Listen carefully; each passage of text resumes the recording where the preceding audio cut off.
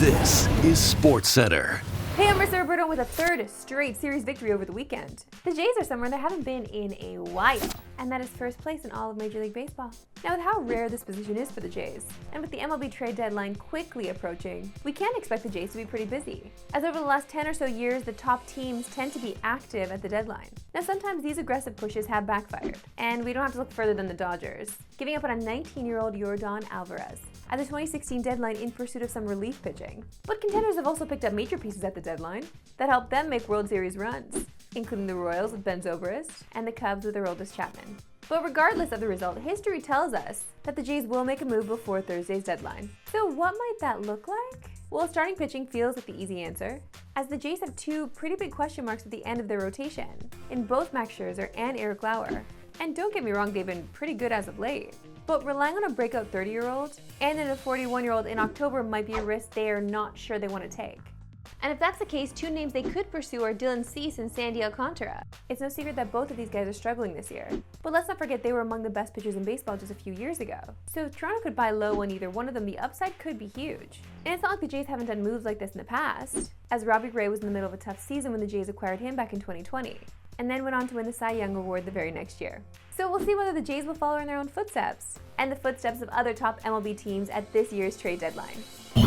To the Swimming World Championships, where Canadian phenom Summer McIntosh is attempting to do something no other woman has done, winning 5 gold medals in individual events. Only one person has ever done it before, and his name is Michael Phelps. After a win on Sunday in the 400-meter freestyle, today she was looking to make it 2 for 2 with the 200-meter individual medley. Summer McIntosh is going to win it, and win it very, very well. It's Walsh in second place. McIntosh takes another gold medal for Canada. McIntosh picks up her second gold medal in as many days, and now is on pace to officially do what no woman has done in the pool. We absolutely love Summer doing this. We love Summer doing this during the middle of the summer months as well, and we love having women's sports on the show, so we're hitting all the marks here today. On Friday, we previewed the NFC East, and today we keep the NFL division previews going with the AFC North. We asked ourselves, is there a team that can put an end to the Baltimore Ravens' dominance? The Ravens look to win their division for the third straight season, a feat that no other team has done in the AFC North since realignment in 2002. There's nothing to not like about the Ravens heading into the season, especially if they get the same play from two-time league MVP Lamar Jackson. Last season, he became the first ever QB to throw for 4,000 or more passing yards and rush for 900 or more yards. That was in addition to throwing for 41 touchdown passes and only having 4 interceptions. So who could threaten the throne? Look no further than their arch rivals, the Pittsburgh Steelers, who have completely overhauled their roster this past season, highlighted by bringing in Aaron Rodgers. They also made TJ Watt the highest paid non-quarterback with a 3-year, $123 million deal. It's clear the Steelers are going all in this season, which makes sense seeing as that they haven't won a playoff game since 2016. Meanwhile, the Bengals have been making headlines, and after months of tension amid a contract dispute, the Bengals have finally agreed to a deal with their 2025 first-round pick, defensive end Shamar Stewart.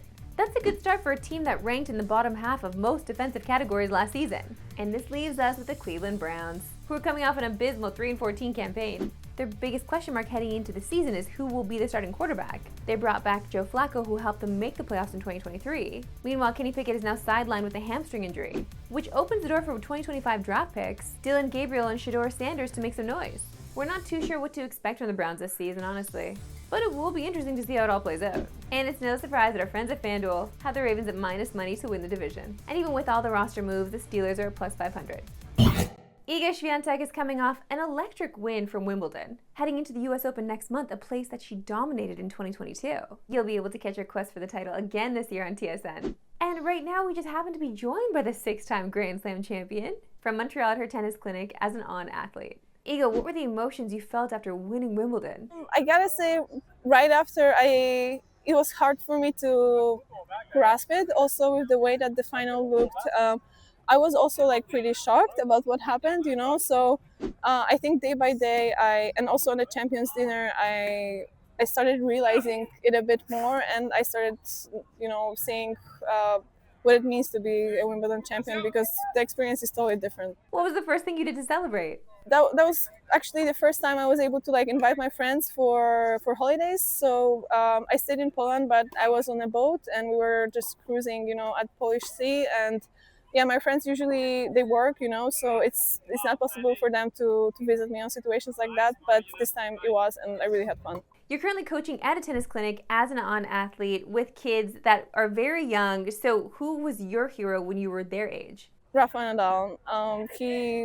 He's my idol, and I always watched him when he played, and it was super fun. I just loved his intensity and his mentality. So yeah, he's for sure the good role model. Iga, thank you so much for your time. Thanks.